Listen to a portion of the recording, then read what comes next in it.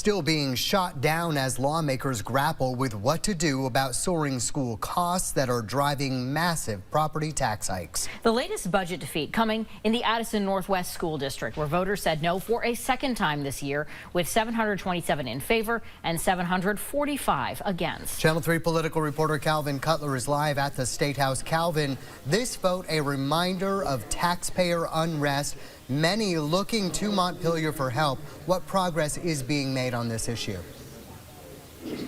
Yeah, good evening, Darren and Kat. It really depends on who you ask. Some say that big systemic change needs to be slower and deliberate, while others say that the system is in crisis and needs to change now. But still, some are floating ideas which could make a difference in property taxes this year. With more school budget revotes on the way, state lawmakers are still puzzling over how to address the ed funding and property tax crisis. In budgets that passed, spending is up sharply, driving a double-digit increase in property taxes. It's a balancing act because local voters have approved all of the spending.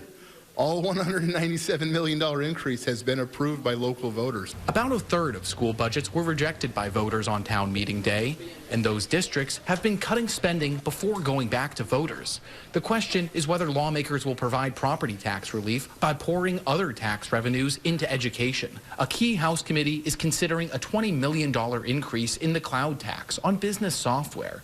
Even with that added cash, the statewide property tax increase would still be an estimated 16%. It's going to be a journey, and it's going to take everyone coming to the table to roll up their sleeves and get their ideas. Thursday, the Speaker of the House pointed to progress on long-term steps to relieve local school budgets, a bill to resurrect a state-funded school construction aid program, and a pause on PCB remediation.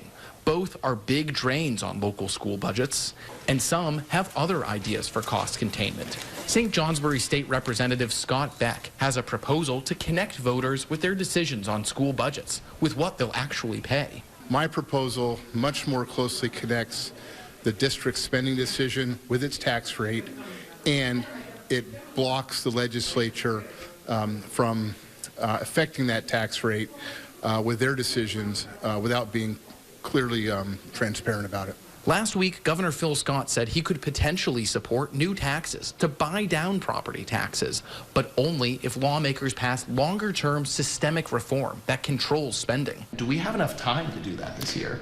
Well, my answer is I certainly hope so. Senate President Pro Tem Phil Baruth says spending caps or excess penalties could be back on the table. Pure local budgeting is possibly going to produce the kinds of eye-popping figures we saw. Now, all of these are just ideas as of right now and could still face some stiff political opposition, whether that be from teachers, school boards, businesses, voters, or others. Darren?